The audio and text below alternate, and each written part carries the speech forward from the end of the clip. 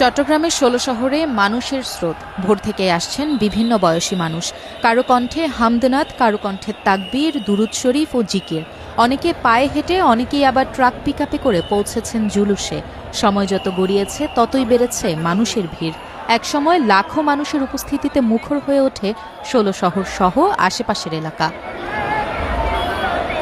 ঈদে মিলাদুন্নবী সাল্লাল্লাহু আলাইহি ওয়াসাল্লাম উপলক্ষে ৫৫তম জশ্নে জুলুসের কার্যক্রম শুরু হয় চট্টগ্রামে। এতে নগর ও জেলার বিভিন্ন এলাকা থেকে আসা লাখো মানুষ অংশ নেন। ১৯৭৪ সাল থেকে প্রতি বছর ১২ রবিউল আওয়াল আঞ্জুমানে রহমানিয়া আহমদিয়া সুন্নিয়া ট্রাস্টের ব্যবস্থাপনায় চট্টগ্রাম নগরে এই জশ্নে জুলুস অনুষ্ঠিত হয়ে আসছে।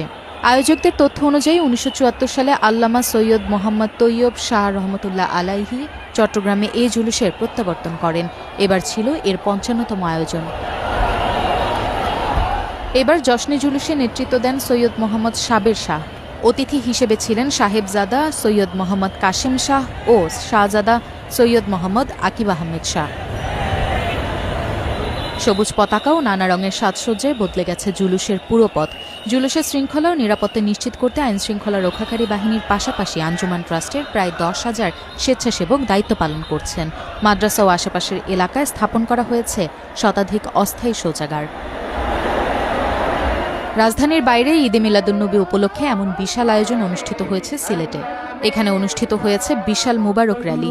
১২ রবিউল আওয়াল বুধবার দুপুরে সোবাহানীঘাট এলাকার হজরত শাহজালাল দারুস সুন্নাহ ইয়াকুবিয়া কামিল মাদ্রাসা প্রাঙ্গণ থেকে শুরু হয় এই র্যালি। বাংলাদেশ আঞ্জুমানে তালামিজে ইসলামিয়ার উদ্যোগে আয়োজিত র্যালিতে সিলেট নগরসহ বিভিন্ন এলাকা থেকে বিপুল সংখ্যক ধর্মপ্রাণ মানুষ, সংগঠনের নেতাকর্মী ও নবীপ্রেমী মানুষ অংশ নেন। আয়োজকদের দাবি, ঈদে মিলাদুন্নবী সাল্লাল্লাহু আলাইহি ওয়াসাল্লাম উপলক্ষে এটি সিলেটের সবচেয়ে বড় মুবারক র্যালি। ঈদে মিলাদুন্নবী সাল্লাল্লাহু আলাইহি ওয়াসাল্লামের তাৎপর্য তুলে ধরা এবং নবীপ্রেম ও ইসলামী মূল্যবোধের বার্তা